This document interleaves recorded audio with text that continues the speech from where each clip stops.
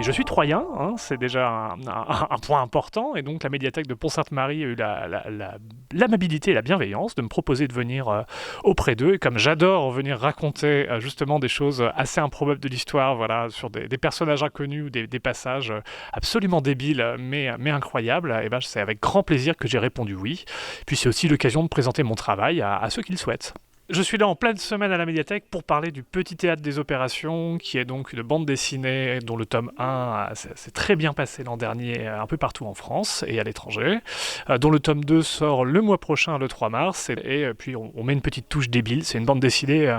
d'humour, même si tout est vrai. Par exemple, comment les Américains, durant la Seconde Guerre mondiale, ont voulu dresser des chauves-souris pour s'en servir de bombes, et ça s'est pas bien passé.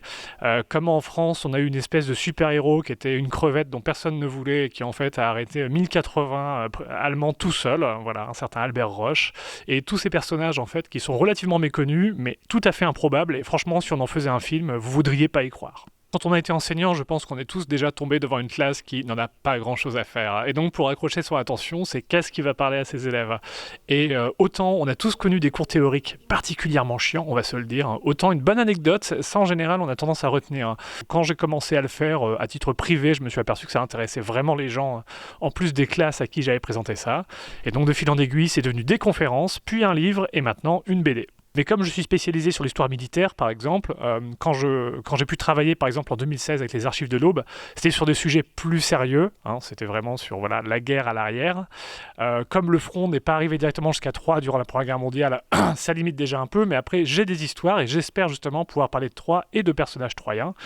Et puis, on va parler aussi, entre autres, de personnages qui ont commandé des régiments remplis de champenois, comme le colonel Drian ou autres, dans, je l'espère, de prochains exemplaires des BD. Si vous voulez écouter, apprendre des choses sur l'histoire, mais vraiment sur un petit côté one-man show avec des choses improbables, débiles, mais vraies, eh bien écoutez, on se retrouve à Pont-Sainte-Marie à la médiathèque et vous aurez tous les détails voilà, qui doivent s'afficher, j'imagine, au bas de l'écran ou autre, pour vous dire où et quand me retrouver, mais ce sera avec grand plaisir, c'est gratuit et ça sera ensuite des dédicaces pour ceux qui le souhaitent.